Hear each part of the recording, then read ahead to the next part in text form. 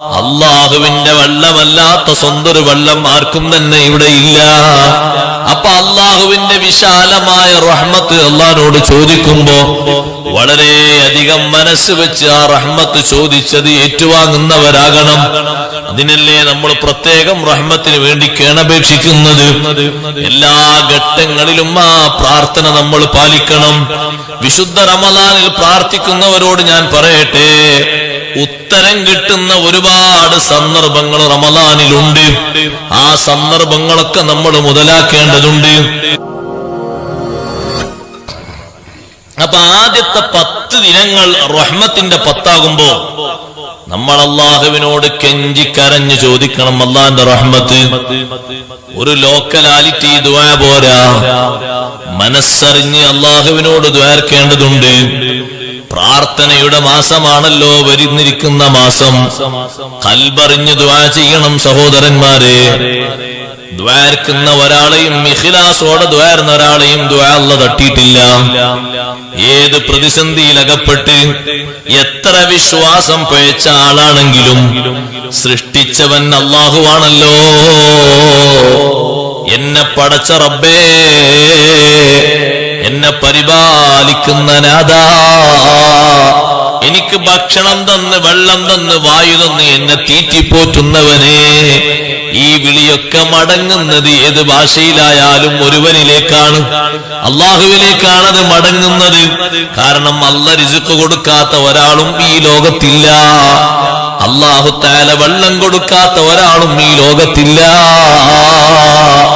അള്ളാഹുവിന്റെ വെള്ളമല്ലാത്ത സ്വന്തം വെള്ളം ആർക്കും തന്നെ ഇവിടെ ഇല്ല. അപ്പൊ അള്ളാഹുവിന്റെ വിശാലമായ റഹ്മത്ത് അള്ളാഹിനോട് ചോദിക്കുമ്പോ വളരെയധികം മനസ്സ് വെച്ച് ആ റഹ്മത്ത് ചോദിച്ചത് ഏറ്റുവാങ്ങുന്നവരാകണം. അതിനല്ലേ നമ്മൾ പ്രത്യേകം റഹ്മത്തിന് വേണ്ടി കേണപേക്ഷിക്കുന്നത്. എല്ലാ ഘട്ടങ്ങളിലും ആ പ്രാർത്ഥന നമ്മൾ പാലിക്കണം.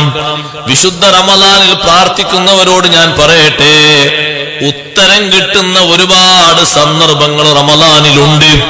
ആ സന്ദർഭങ്ങളൊക്കെ നമ്മൾ മുതലാക്കേണ്ടതുണ്ട്. നോമ്പുകാരൻ നോമ്പ് തുറക്കുന്ന നേരത്ത് ആദ്യം എന്താണോ ചോദിക്കുന്നത്, ആ ചോദ്യത്തിന് ഉത്തരമുണ്ട്. അത്തായം കഴിച്ചിരിക്കുന്നവൻ ചോദിക്കുന്ന ചോദ്യത്തിനും ഉത്തരമുണ്ട്. ഖുർആൻ ഓതി കഴിയുന്നവൻ ചോദിക്കുന്ന ചോദ്യത്തിനും ഉത്തരമുണ്ട്. ഖത്മു തീർത്തിരിക്കുന്നവൻ ചോദിക്കുന്ന ചോദ്യത്തിനും ഇജാബത്തുണ്ട്. ഇങ്ങനെ 100 കൂട്ടം നല്ല അവസരങ്ങൾ വരുന്ന ഒരു സംഗമകാലമാണ് വിശുദ്ധ റമളാനിന്റെ കാലം. നമ്മളത് ലാഘവത്തോടെ കാണരുത്. അതിന്റെ മഹത്വമാണ് നബി സല്ലല്ലാഹു അലൈഹി വസല്ലം പഠിപ്പിക്കുന്നത്. അവ്വലുഹു റഹ്മത്തുൻ, ആ മാസത്തിലെ ആദ്യത്തെ 10 ദിനം റഹ്മത്തിന്റെ 10 അള്ളാഹുവിൽ നിന്ന് റഹ്മത്ത് ചോദിച്ചു വാങ്ങേണ്ട 10. അള്ളാഹു തആലയോട് ചോദിക്കുന്ന ചോദ്യം അള്ളാഹു തആല തട്ടാത്ത രീതിയിൽ അള്ളാഹു റഹ്മാനാണെന്ന നിലക്ക് ചോദിച്ചുകൊണ്ട് നമ്മൾ ഉത്തരം വാങ്ങണം. ചോദിക്കുന്നിടത്ത് ഖൽബ് തുറന്ന് ചോദിക്കണം. അപ്പോൾ ആ ചോദ്യം കൊണ്ട് കിട്ടണം എന്ന് വെച്ച് ചോദിക്കുമ്പോ എല്ലാ ചോദ്യം അങ്ങനെയാണ്. കിട്ടണം എന്നുള്ള നീയത്തോടുകൂടെ ചോദിക്കുമ്പോ ഒരു ചോദ്യം അള്ളാഹു തആല തട്ടും. ചിലപ്പോ കുറച്ചങ്ങോട്ട് താമസം ഉണ്ടാകും, അത്രേ ഉള്ളൂ. അത് അത്രയും തോനെ ചോദിക്കാനാണ്. തോനെ ചോദിക്കുമ്പോ അള്ളാഹു തആലക്ക് ഈ ചോദിച്ചതിനേക്കാളും അപ്പുറം തരാനായിരിക്കും ഒരു പക്ഷേ തോനെ ചോദിപ്പിക്കുന്നത്. അങ്ങനെ ഉണ്ടാവും. കുറച്ച് തോനെ തരാൻ വേണ്ടിയിട്ട് കുറച്ചുകൂടി തോനെ ചോദിക്കട്ടെ എന്ന് അള്ളാഹു തആല നിശ്ചയിക്കാണ്. അപ്പൊ ഇയാള് ഇങ്ങനെ കേണപേക്ഷിച്ച് ഇങ്ങനെ ചോദിക്കുമ്പോ അള്ളാഹു തആലക്ക് അയാളെ ചോദ്യം വല്ലാത്ത ഇഷ്ടമാണ്. നമ്മളല്ലേ തോനെ ചോദിക്കുമ്പോ അല്ലെങ്കിൽ ആവർത്തിച്ച് ചോദിക്കുമ്പോൾ ചോദിച്ചതിനെ ചോദിക്കുമ്പോ ഒരു വിഷമം ഞമ്മക്കല്ലേ. ഇന്നല്ലാഹ യുഹിബ്ബുൽ മുലിഹീന ഫിദ്ദുആ, അള്ളാഹു ഇഷ്ടപ്പെടുന്നത് ദുആയിൽ കീർത്തിക്കുന്ന ആളുകളെയാണ്. തരണം അല്ലാ, തന്നെ പറ്റൂ അല്ലാ, നീ തന്നേ തീരുവല്ല, നീ റഹ്മാനാണ്, എനിക്ക് നീ തന്നേ പറ്റൂ. ഈ ചോദ്യം അള്ളാഹു തആലക്ക് ഇഷ്ടാണ്. നമ്മൾ സുബഹി നിസ്കാരം കഴിഞ്ഞ് കട്ടൻ ചായ കുടിച്ച് വീട്ടിലിരിക്കുമ്പോ ഒരു ടീം വന്നു നമ്മളെ വീട്ടിക്ക്. അവര് വന്നിട്ട് ഒരു മുറാദൊക്കെ പറഞ്ഞു. ശരി നോക്കാന്ന് പറഞ്ഞു. തൽക്കാലം ഒരു സലാം പറഞ്ഞു പോയി. 2 ദിവസം കഴിഞ്ഞപ്പോ പിന്നെ ഒരുവരാണ്. പടച്ചോനെ ആല് അറ്റങ്ങൾ ഇഞ്ഞും വരുന്നുണ്ടല്ലോ. നമ്മളിങ്ങനെ പതുക്കെ വന്നിരിക്കാൻ തുടങ്ങി. ഓല് വന്ന് അതേ മുറാദ് പിന്നെ ആവർത്തിച്ചു പറഞ്ഞു. അങ്ങനെ ആയിക്കോട്ടെ ഇൻഷാ അല്ലാഹ് ഞാൻ ഒരാഴ്ച കൊണ്ട് എന്തെങ്കിലും തീരുമാനം പറയാന്ന് പറഞ്ഞപ്പോ ഒരാഴ്ച കണക്കാക്കി പിന്നെ ഓല് വന്നു. അപ്പൊ പിന്നെ നമ്മളെ അവസ്ഥ നേരത്തെ ഉള്ളതിൽ നിന്ന് മാറാൻ പോകുക.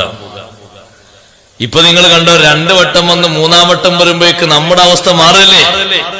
അല്ലാഹു ജല്ല ജലാലുഹു അങ്ങനെയല്ല. ചോദിക്കുന്ന ചോദ്യം കുറിക്കുകൊള്ളുന്നതിനനുസരിച്ച് ഉത്തരം കൊടുക്കുന്നവനാണ്. കാലങ്ങളോളം ചോദിച്ചിട്ടും നിരാശപ്പെടാതെ ചോദിച്ചതുകൊണ്ട് അംബിയാ മുർസലുകൾക്ക് അല്ലാഹു ഉത്തരം കൊടുത്തിട്ടുണ്ട്, ഔലിയാക്കൾക്ക് അല്ലാഹു ഉത്തരം കൊടുത്തിട്ടുണ്ട്, ഇബ്ലീസിന് വരെ അല്ലാഹു ഉത്തരം കൊടുത്തിട്ടുണ്ട്.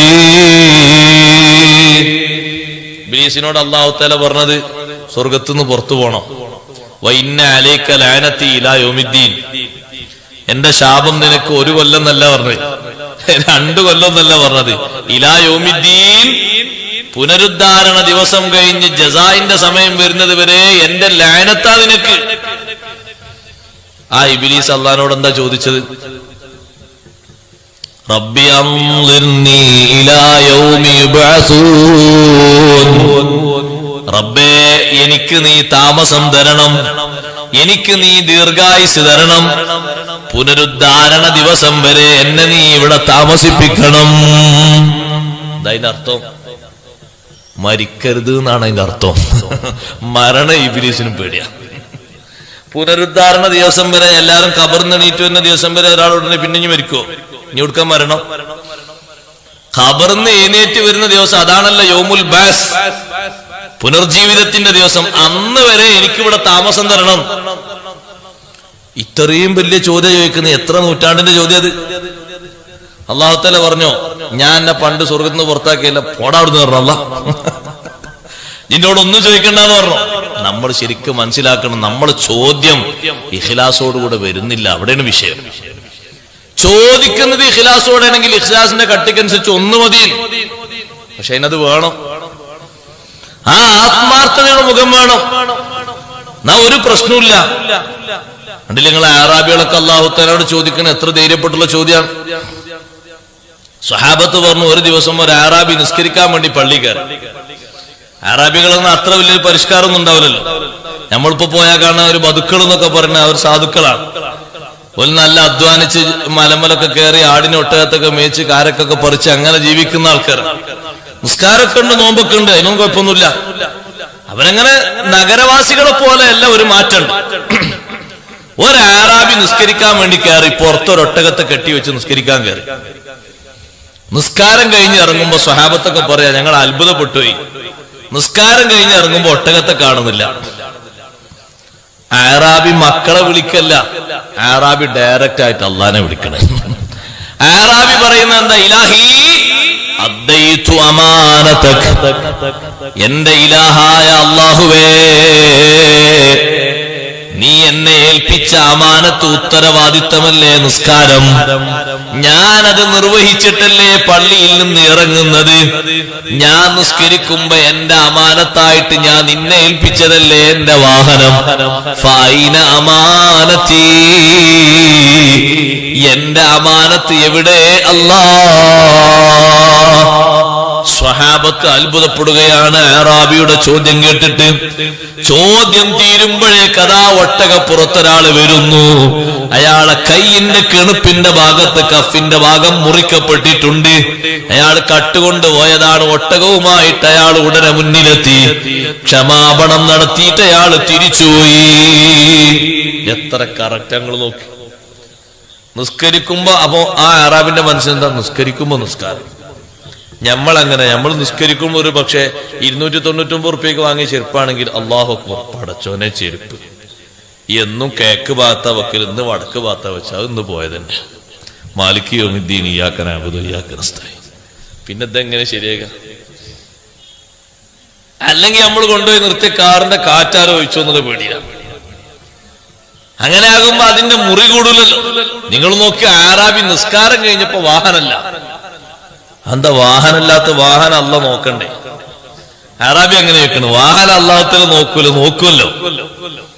അപ്പൊ ആ ചോദ്യം ശരിക്കും ആത്മാർത്ഥതയിൽ ലയിച്ച ചോദ്യമായതുകൊണ്ട് ഉത്തരം കിട്ടാൻ മണിക്കൂർ കാത്തു നിൽക്കേണ്ടി വന്നിട്ടില്ല, ഉടനെ തന്നെ ഉത്തരം കിട്ടിയിട്ടുണ്ട്. ഇബിലീസിന്റെ ചോദ്യം കണ്ടില്ല നിങ്ങൾ? നല്ല ഖൗഫുള്ള ചോദ്യമാണ്. എന്താ ഇബിലീസ് ചോദിക്കുന്നത്? മരിക്കരുത് എന്നാ. പക്ഷെ അങ്ങനെ ചോദിക്കുമ്പോ ഒരു മോശമല്ലേ? അതിനെങ്ങനെ ചോദിക്കുന്നു? റബ്ബി അൻളിർനി ഇലാ യൗമി യുബഅസൂൻ, പുനരുദ്ധാരണ ദിവസം വരെ എന്നെ നീ ഇവിടെ താമസിപ്പിക്കണേ അല്ലാ. റബ്ബി എന്നല്ലേ ഇബ്ലീസ് വിളിക്കുന്നത്? എന്താ റബ്ബി എന്നുള്ള വാക്കിന്റെ അർത്ഥം? അല്ലാഹ് എന്ന വാക്കിനേക്കാളും കൂടുതൽ ഒരർത്ഥം റബ്ബി എന്നതിലുണ്ട്. എന്റെ രക്ഷിതാവ് നീയാണ് എന്നൊരു സമ്മതം അതിലുണ്ട്. എന്നെ തീറ്റിപ്പോറ്റി സംരക്ഷിക്കുന്നവൻ നീയാണ്, എനിക്ക് വേണ്ട എല്ലാം തരുന്നവൻ നീയാണ്. ഇത് സമ്മതിച്ചുകൊണ്ടുള്ള ചോദ്യമാണ് റബ്ബി. ആ സമ്മതൊക്കെ സമ്മതിച്ചുകൊണ്ടാണ് റബ്ബേ പുനരുദ്ധാരണ ദിവസം വരെ എന്നെ നീ താമസിപ്പിക്കണേ എന്ന് ചോദിച്ചപ്പോ അള്ള കൊടുക്കുന്ന മറുപടി ഖാല ഇന്നക മിനൽ മുൻദരീൻ ഇലാ യൗമിൽ വഖ്തിൽ മഅലൂം. ഇത്രയും വലിയ ചോദ്യം ചോദിച്ചതുകൊണ്ട് ഇത്ര വലുതൊന്നും ചോദിക്കാൻ പാടില്ല, അതുകൊണ്ട് നീ നിന്റെ ചോദ്യം ശരിയല്ല എന്നല്ല പറഞ്ഞില്ല. അള്ള ഉത്തരം കൊടുത്തു, ഇന്നക മിനൽ മുൻദരീൻ, ഇബ്ലീസേ നിനക്ക് താമസം തരാം, നിനക്ക് ദീർഘായുസ് തരാം. എത്ര കാലം വരെ തരാം? ഇലാ യൗമിൽ വഖ്തിൽ മഅലൂം, അറിയപ്പെട്ട ഒരു ദിവസത്തിലെ നിശ്ചയ സമയം വരെ. അതെപ്പോഴാ? ഒന്നാമത്തെ ഊത്ത് വരെ സമയം. നിങ്ങളൊന്ന് ആലോചിച്ച് നോക്കുകയാണ്, എത്ര കൊല്ലത്തെ ദീർഘായുസ് ചോദിച്ചത്? എത്ര നൂറ്റാണ്ടത്താണ് ചോദിച്ചത്? എത്ര ആയിരം ആണ്ടത്താണ് ചോദിച്ചത്? അപ്പൊ അല്ലാഹു തആലയോട് ചോദിക്കുന്ന ആൾക്കാർ വലുത് ചോദിക്കാൻ പേടിക്കണ്ട, അല്ലാഹു തആല തരും. ഇത്രയും അധികം ചോദിച്ചിട്ടും അല്ലാഹു തആല കൊടുത്ത് കുറഞ്ഞോ? വലുതല്ലേ കൊടുത്ത്. അപ്പൊ ചോദിക്കുന്ന ആൾക്കാർ ശരിക്ക് ചോദിക്കണം, ഉത്തരം കിട്ടുന്ന സമയങ്ങളൊക്കെ പരിഗണിച്ച് ചോദിക്കണം. വിശുദ്ധ റമദാനാകുമ്പോൾ നന്നായി പരിഗണിക്കണം. ഹബീബ് റസൂലുള്ളാഹി സ്വല്ലല്ലാഹു അലൈഹി വസല്ലം തങ്ങൾ എല്ലാ വിഷയത്തിലും കാന യജ്തഹിദു ഫീ റമദാന, റമദാനിൽ തങ്ങൾ അധ്വാനിച്ചിരുന്നു, പരിഗണിച്ചിരുന്നു, പ്രത്യേകം ശ്രദ്ധിച്ചിരുന്നു. മറ്റു മാസങ്ങളിൽ പരിഗണിക്കാത്ത അത്രയും, അത് പ്രാർത്ഥനയാകട്ടെ, ദാനധർമ്മമാകട്ടെ, നിസ്കാരമാകട്ടെ, കുടുംബബന്ധം പുലർത്തലാകട്ടെ, നോമ്പു തുറപ്പിക്കലാകട്ടെ, കുടുംബത്തിൽ ചെന്നിട്ട് രോഗികളെ കാണലാകട്ടെ, മറ്റു മാസങ്ങളിൽ നിന്ന് വിഭിന്നമായി കാന യജ്തഹിദു ഫീ റമദാൻ, റമദാനിൽ തങ്ങൾ കഠിനാധ്വാനം ചെയ്തിരുന്നു. അത് പുണ്യങ്ങളുടെ പൂക്കാലമായതുകൊണ്ട് ആ റമദാൻ മാസത്തിൽ കിട്ടുന്ന സവിശേഷമായ ബഹുമാനങ്ങളൊക്കെ കിട്ടണം. ഒന്നും കുറഞ്ഞു പോകരുത് എന്ന് കരുതിയിട്ടുള്ള അധ്വാനമാണത്. അതുകൊണ്ട് തന്നെ വിശുദ്ധ റമദാനിൽ 3 വിഷയങ്ങൾ പുരുഷന്മാരും 2 വിഷയങ്ങൾ സ്ത്രീകളും അധികരിപ്പിക്കണം. ഞാൻ അതിലേക്ക് വരുന്നുണ്ട്. പക്ഷേ കൂട്ടത്തിൽ ഒരു കാര്യം പറയട്ടെ. നേരത്തെ ഓതിവെച്ച ഹദീസ് അവ്വലുഹു റഹ്മത്തുൻ, ആ മാസത്തിന്റെ ആദ്യത്തെ 10 ദിനം റഹ്മത്താണ്. നമ്മൾ അല്ലാഹുവോട് റഹ്മത്ത് ചോദിക്കണം. പടച്ചോനെ, നിന്റെ റഹ്മത്ത് കൊണ്ടല്ലാതെ എനിക്ക് രക്ഷപ്പെടാൻ കഴിയില്ല.